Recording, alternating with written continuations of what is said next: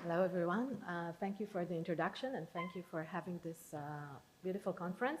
And I want to thank Sam and Peter for a wonderful dive into the world of machine subjectivity, anthropomorphizing machine, ascribing agency to machines, which is going to be at the heart of my talk as well. The talk is going to be divided into 4 parts, or actually 5. First, I'm going to make a preliminary note about grassroots metaphysics and AI-generated epistemic shifts. These are a lot of big words, but I'm going to clarify them. Then I'm going to talk about synthetic imagery and our worry that photography is losing its documentary power and therefore might be losing its ethical agency. Following that, I'm going to talk about photography as something that captures traces of time and action and the way that we could contextualize photography. And then I'm going to talk about photography's power in creating ethical imaginariums and the power of ethical imagination and the importance of ethical imagination. And then I'm going to go back to my preliminary note on the grassroots metaphysics and what's going on right now as I see it in the world of artificial intelligence. So the preliminary note is to contextualize my talk within a broader project that I'm working on, a forthcoming book called All, Some, or None. I'm going to give you the very, very, very abbreviated version of the book and say that the book argues that the question of machine agency is already a living option in our culture. There are many, many reasons and many incentives for anthropomorphizing or subjectifying or talking about a machine as agents, and this is already taking place. And this question that used to trouble metaphysicians and philosophers and was kind of esoteric in the past 2 years has become a question for the public to answer. It is actually something that is being answered by billions of people interacting with machines, with interactive machines, with especially large language models. And this is happening mostly in the textual arena, not necessarily the visual arena, but it's already taking place. People are interacting with machines. They say, please, etc. And again, they're making up their minds on whether these machines have agency or not. And while prophecy is really hard to come by and speculation is usually a very tricky business, I would like to suggest that there are actually only 3 scenarios open to us at this point. Either everyone believes in machine agency, or some would believe that and some would not, or no one would believe in machine agency. But in each and every one of these scenarios, we are going to see an epistemic shift. An epistemic shift means that we're rephrasing humanity, we're rephrasing, reconceptualizing understanding, reconceptualizing knowledge, reconceptualizing agency. And this happens either way. Why? Because if everyone believes in machine agency, then surely we have abandoned the distinction between object and subject. So there's no need to explain why this is an epistemic shift. If some people believe in machine agency and some do not, then it's actually a belief. And we're in a new theological realm. Okay, so this is again an epistemic shift in humanity's history. And finally, if no one believes in machine agency, it is not that we're right where we were left at 2021. Not at all. Things are changing dramatically because so many of the capacities that we've been used to think about as reflecting agency, as reflecting intelligence, as reflecting sovereignty, as reflecting agency, are being automated. So if we are to say that this is not subjectivity, what the machine is doing, then we are redefining subjectivity and redefining humanity. So in each and every one of these cases, we are facing epistemic shifts. In this talk, I'm going to talk about the role of narrative and about, sorry. Oh, yes, sorry. I like to move when I speak. I'm going to talk about myth, about narrative, about the importance of this, and I'd like to say, again, as a preliminary note, that because we are now in the process of reforming the idea of subjectivity, one way or the other, we are in need of myths. They are super important. They are the the tool by which humanity explains its own relationship with the world to itself. So new myths are crucial.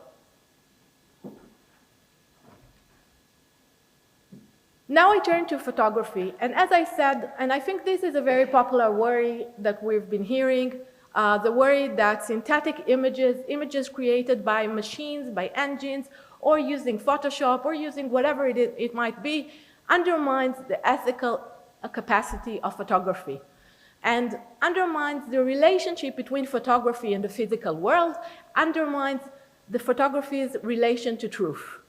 But as those who have been following the history of photography know, this relationship was never simple to begin with. It is not as though photography was always just a direct representation of something accurate in the world, telling us a story, a very simple, objective story. It has always been problematic. And photographers and thinkers within the history of the field and the theory of the field have been problematizing it and showing us, this is Jeff Wall, of course, showing us that what we are seeing in the photograph is not reality per se, is not something objective, external to us, but mostly what we are seeing is subjectivity and the subject holding the camera. We've also been made aware that the choices made within the photographic frames are crucial and that we can tell different stories very easily by using our photographic machinery. So again, it is not that something new is happening here. Manipulated photography has been with us, and the question of subjectivity in photography has been with us for decades. We've also seen in the field of photography theory a different approach, an approach that links photography with the outer world, not through representation, not through, if you'd like, a symbolic form, but through indexicality, through the idea that the world somehow leaves a mark in the photograph. And in this perception, photography is an object among other objects within the world of context, of action, and is related to the world in a very complex way. In Notes on the Index, part 2, it has 2 parts, Rosalind Krauss speaks of the ways that photography has actually transformed art and about the relationship between action painting and photography. And she's talking about exactly that quality of painting, of photography, that makes it a trace of the physical world. And looking at painting, action painting, and thinking of them as a new form, as a form inspired by photography's ability to recreate the world not through its visual, not through representing or capturing the image of the world, but by capturing the traces of action. What Rosalind Krauss gives us is the ability to look at an image and not look for the world in its visual realm simplistically by tracing similarity, but by tracing it as a leftover, as a trace, as a mark, as a clue. And in relation to that, I'm bringing here a quote that I really admire from Didi Huberman, who speaks in Images in Spite of All, Images malgré tout, about images snatched from Auschwitz. And he's looking at these photographs. Some of them show nothing or barely nothing. And he reads these photographs, and his ability to read these photographs is because he contextualizes what is seen in these images in a broader context with testimonies, with texts, etc. And he talks about how we treat the images and what we expect of them. And he says beautifully, we often ask too much or too little of the images. Either we ask too much, we ask them to be the entire truth, we ask them to be objective, or we ask them too little, so we see them as fictions and we relegate them out of the ethical field. And Didi Huberman is arguing that we should not do that. We should understand the complexity within which pictures take part, the role that they play in each constellation of or arena of action, of events. And when we look at manipulated imagery, not very romantic, but we find a lot of data that is associated with these images. And we can actually see how we could retrace or recontextualize images that appear to be missing their signified. We could find data about these pictures. We could find who created them, when, why, with what kind of engine, what was the prompt, etc., etc. We could do reverse engineering to these images. And today we're talking a lot about explainable AI, about understanding, engineers working to understand the outcomes of language models, image models, etc. And we could talk about a world where we would be looking at an image and we'll be able to create a visual genealogy of it. We could maybe do this reverse engineering and find out the different visual elements that actually make it. Where did all this come from? Again, going back to the history of photography and to the inception of photography, we know that photography took already at its very early days the role of creating ethical imaginariums, using its creative, its productive, not reproductive power to tell us what's right and what's wrong, to tell us about the world, to tell us stories about humanity. I'm turning now to two American philosophers identified with American pragmatism. Firstly, Richard Rorty. Richard Rorty was an American philosopher of the 20th century, one of the most important writers of liberalism. And what's interesting about Richard Rorty is that he turned late in his life, he turned from philosophy to literature. And the realization that Rorty arrives at is that literature actually has a very crucial ethical role because it uses the imagination to enable us to be ethical agents. And he says, in my utopia, human solidarity would be seen nor as a fact to be recognized by clearing away prejudice or burrowing down to previously hidden depths, but rather as a goal to be achieved. It is to be achieved not by inquiry, but by imagination. The imaginative ability to see strange people as fellow sufferers. Solidarity is not discovered by reflection, but created. It is created by increasing our sensitivity to the particular details of the pain and humiliation of other unfamiliar sorts of people. In my liberal utopia, this replacement would receive a kind of recognition which it still lacks.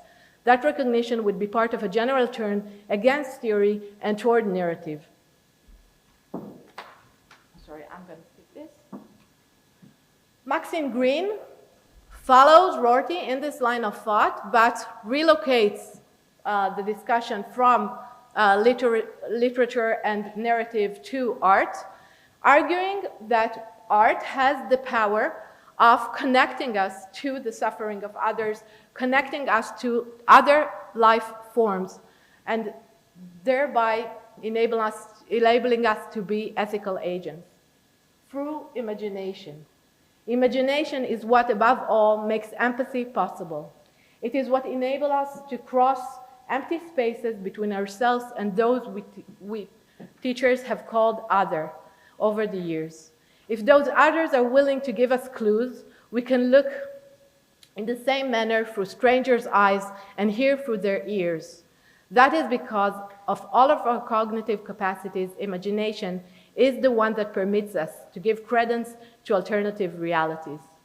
That is to say, if we have been thinking about photography as a matter of testimony, it is possible that now we're thinking more and more about photography as a productive means of inciting the imagination, of creating through different means, technological and otherwise, creating other realities that we could identify with, that we could pose as moral instruments in producing our empathy and producing us as ethical human beings. Again, I go back to this slide and I say, this is a moment when humanity re-understands itself. It re-understands what it is like to be human. It is a moment also characterized with political anxiety. It is a moment characterized by suffering. It is a moment where we all have to be attuned to the ethical roles that we each have. And I think that as photographers, the fact or as people who are interested in photography, the fact that fiction entered the stage should not deter us, should not undermine the ethical role of photography, but rather assign it new possibilities and new forms of action. Thank you.